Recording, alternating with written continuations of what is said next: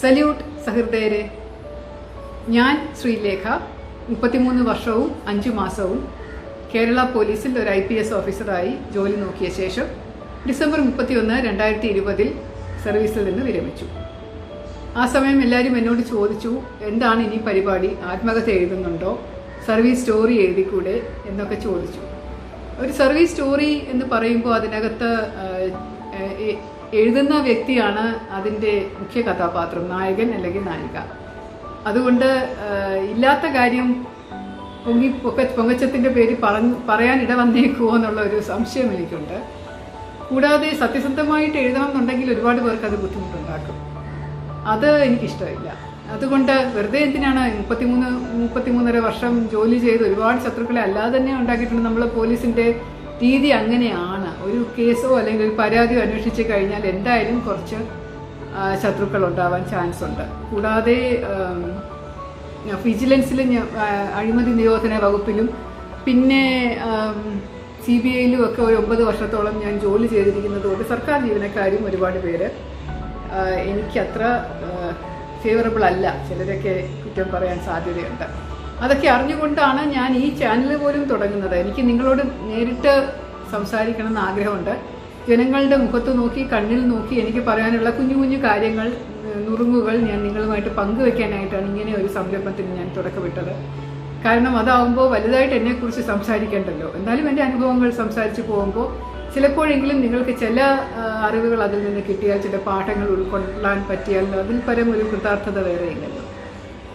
ഈ കാലയളവിലും അതിനു മുമ്പും, അതായത് IPS ആകുന്നതിനും അതിനു മുമ്പുമുള്ള എൻ്റെ ജീവിതത്തിലെ അനുഭവങ്ങൾ ചെറിയ ചെറിയ സംഭവങ്ങളായിട്ട്, ചെറിയ കഥകളായി ഞാൻ നിങ്ങളുടെ മുന്നിൽ അവതരിപ്പിക്കാൻ പോവുകയാണ്. അതിൽ ചിലപ്പോൾ വളരെയധികം സന്തോഷമുള്ള സംഗതികൾ കാണും, ചാരിതാർത്ഥ്യമുള്ളത് കാണും. ചിലപ്പോൾ ഒരു മഞ്ചാടിക്കുരുവോളം നർമ്മമുണ്ടാവും, ചിലപ്പോൾ ഒരു ചിമിഴ് കണ്ണീരുണ്ടാവും, ചിലപ്പോൾ നമ്മുടെ മനസ്സിനെ വ്യഥിക്കുന്ന ചില വ്യസനങ്ങളുണ്ടാകാം, ചിലപ്പോൾ വിശ്വസിക്കാൻ പറ്റാത്തത്ര ചില കാര്യങ്ങൾ, ചില കേസുകൾ ഉണ്ടാവാം. അപ്പോൾ ഈ ലോകം എന്ന് പറയുന്നത് അങ്ങനെയാണല്ലോ. ദേവാസുരം നിറഞ്ഞു നിൽക്കുന്ന, കുറ്റകൃത്യം ചെയ്യുന്നവരും ഇരകളായിട്ടുള്ളവരും ഒക്കെ പാർക്കുന്ന, ഒരുപോലെ വസിക്കുന്ന സ്ഥലമാകുമ്പോൾ പോലീസ് പോലുള്ളൊരു ജോലിയിൽ തീർച്ചയായിട്ടും ഇതുപോലെ അനുഭവ സമ്പത്ത് ഒരുപാടുണ്ട്. അപ്പോൾ അതൊക്കെ പറയുന്നതിന് എനിക്കറിയാം ഒരുപാട് വിമർശനങ്ങളും ചാട്ടവാറടിയും ഒക്കെ ഉണ്ടാവാൻ സാധ്യതയുണ്ട്. ഈ സോഷ്യൽ മീഡിയയിലൂടെ ട്രോളെന്ന് പറയുന്നത് വളരെ വലിയ ഹരമാണല്ലോ ചിലർക്ക്. അപ്പോൾ അങ്ങനെ അതൊക്കെ പ്രതീക്ഷിച്ചുകൊണ്ട് തന്നെയാണ് ഞാൻ, എല്ലാവരെയും സ്നേഹിക്കാൻ പറ്റില്ലല്ലോ, ചിലർക്കെങ്കിലും ഇതൊരു ഹരമാണ്. എങ്ങനെ അതൊക്കെ പ്രതീക്ഷിച്ചുകൊണ്ട് തന്നെയാണ് ഞാൻ ഇതിന് തുനിഞ്ഞിരിക്കുന്നത്. സാരമില്ല, അത് കുഴപ്പമില്ല. ഒരു ചെറിയ സംഭവം പറഞ്ഞുകൊണ്ട് തുടക്കം കുറിക്കുകയാണ്. പോലീസിൽ IPS സെലക്ഷൻ കിട്ടിയ ശേഷം നാഷണൽ പോലീസ് അക്കാഡമിയിലെ ഒരു വർഷത്തെ ട്രെയിനിങ്ങിന് ശേഷം കുറച്ച് മാസങ്ങൾക്ക് വേണ്ടിയിട്ട് നമ്മുടെ കാഡറിലേക്ക് വിടും. അപ്പോൾ എനിക്ക് കേരള കാഡർ കിട്ടിയതുകൊണ്ട് കേരളത്തിൽ അവിടെ വെച്ചുള്ള പരിശീലനം നടത്താൻ വേണ്ടി വിട്ടപ്പോൾ എന്നെ കോട്ടയം ജില്ലയിലാണ് ട്രെയിനിങ്ങിന് പോസ്റ്റ് ചെയ്തത്. അപ്പോൾ കോട്ടയം ജില്ല എനിക്ക് ചെറുപ്പകാലം മുതൽ അറിയാവുന്ന ഒരു ജില്ലയാണ്. എൻ്റെ ഒരുപാട് ബന്ധുക്കൾ അവിടെയുണ്ട്. അപ്പോൾ എനിക്ക് അവിടെ വെച്ച് പരിചയമുള്ള ഒരു ആളെ, യൂണിഫോം ഇട്ട് ഞാനൊരു പോലീസിൻ്റെ തന്നെ ഒരു പരിപാടിക്ക് ഇരിക്കുമ്പോൾ അദ്ദേഹം അവിടേക്ക് വരികയും എന്നെ കണ്ട് പെട്ടെന്ന് പ്രകടമായി ഞെട്ടിപ്പോവുകയും ചെയ്തു. അപ്പോൾ ഞാൻ ചോദിച്ചു, അയ്യോ എന്തു പറ്റി, ഇനി എനിക്ക് എന്തെങ്കിലും കുഴപ്പമുണ്ടോ, വല്ല യൂണിഫോം ഇട്ടതിൽ തെറ്റുണ്ടോ, ബട്ടൺസ് പൊട്ടിക്കിടക്കുന്നുണ്ടോ, ഇതൊക്കെയായിരുന്നു പേടി. അപ്പോൾ പറഞ്ഞു, അല്ലല്ല, ഈ വേഷം ധരിച്ചൊരു വിചിത്ര ജീവിയെ കണ്ടപ്പോൾ ഞാൻ ഞെട്ടിപ്പോയതാണ് എന്ന് അദ്ദേഹം ഉറക്കെ പറഞ്ഞു. ബാക്കിയുള്ള പോലീസുകാരൊക്കെ അത് കേട്ട് ചിരിക്കുകയും ചെയ്തു.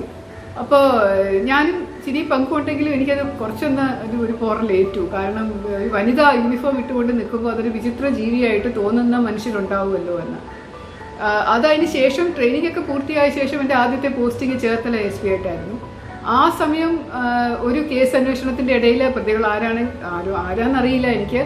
ഞാനൊരു ചെറിയ വീട്ടിലാണ് വാടകയ്ക്ക് താമസിച്ചിരുന്നത്. അപ്പോൾ ഒരു ദിവസം രാവിലെ ഞാൻ വീടിൻ്റെ പുറത്ത് ഇറങ്ങിയപ്പോൾ മതിലിൻ്റെ വെളിയിൽ മുഴുവൻ ഇങ്ങനെ അശ്ലീലപരമായിട്ടുള്ള കുറേ, ഒരു പെണ്ണ് ആഭാസകരമായിട്ട് യൂണിഫോം ഇട്ടുകൊണ്ട് ഇങ്ങനെ നിൽക്കുന്ന കുറേ പടങ്ങൾ വരച്ചിട്ട് അതിൻ്റെ അടിയിൽ എഴുതിയിരിക്കുന്നു, ശ്രീലേഖ ശിഖണ്ഡി ഇവിടെ നിന്ന് പോവുക എന്നൊക്കെ പറഞ്ഞുള്ള കുറേ മുദ്രാവാക്യങ്ങളും ഒക്കെ എഴുതി വെച്ചിരിക്കുന്നതും ഞാൻ കണ്ടു. പക്ഷേ ഇപ്പോഴാണെങ്കിൽ തിരിഞ്ഞു നോക്കുമ്പോൾ എനിക്ക് തോന്നുന്നു 2 ഫോട്ടോ ഒക്കെ എടുത്ത് വെക്കേണ്ടതായിരുന്നു. അത് ഞാൻ ശ്രദ്ധിക്കാനേ പോകണ്ടായിരുന്നു. പക്ഷെ ആ സമയം അതും മനസ്സിനെ നീറ്റി. എവിടേക്കോ ഒരു നീറിലുണ്ടായപ്പോൾ ഞാൻ പെട്ടെന്ന് അതൊക്കെ വലിച്ചു കയറി കളയുകയും തേച്ച് മാച്ച് കളയുകയൊക്കെ ചെയ്തു, മറ്റാരും കാണണ്ട എന്ന് വിചാരിച്ചിട്ട്. ഞാൻ ഒരുപാട് ഇഷ്ടപ്പെടുന്ന ഒരു ഉന്നത ഉദ്യോഗസ്ഥൻ അദ്ദേഹം പറഞ്ഞ വേറൊരു കഥയുണ്ട്. അതായത് അദ്ദേഹം വീട്ടിൽ പോയിട്ട് സ്വന്തം കാറിൽ തിരിച്ച് തിരുവനന്തപുരത്തേക്ക് വരികയാണ്. അപ്പോൾ അദ്ദേഹം യൂണിഫോമാണ് ഇട്ടിരിക്കുന്നത്. കാരണം തിരിച്ച് തിരുവനന്തപുരത്ത് എത്തിയ ഉടനെ തന്നെ ഒരു മീറ്റിങ്ങിന് കയറേണ്ടതുള്ളത് കൊണ്ട് യൂണിഫോം ധരിച്ചുകൊണ്ട് സ്വകാര്യ വാഹനത്തിൽ വരികയാണ്. അപ്പോൾ വഴിയിലെങ്ങാണ്ട് ഒരു പ്രശ്നം ഉണ്ടായിട്ട് ആളുകൾ കൂടി നിൽക്കുന്നു. അവർ വഴിയിൽ ഇങ്ങനെ വണ്ടികൾ തടഞ്ഞു നിൽക്കുന്നുണ്ട്. അപ്പോൾ ഇദ്ദേഹത്തിൻ്റെ വണ്ടിയും തടഞ്ഞു നിർത്തി.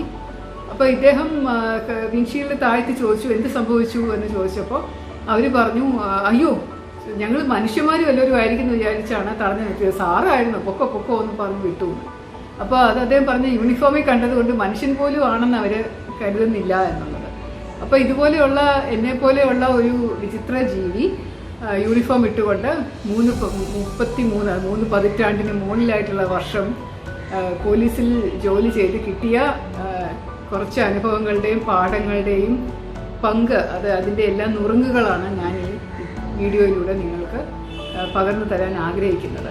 അപ്പോൾ ഉപദേശ രൂപത്തിലൊന്നുമല്ല, രസകരമായിട്ട് എടുത്താൽ മതി. അപ്പോൾ ഇനി അടുത്ത പ്രാവശ്യം ഒരു ചെറിയ കഥയുമായിട്ട് കാണുന്നത് വരെ സസ്നേഹം, ശ്രീലേഖ.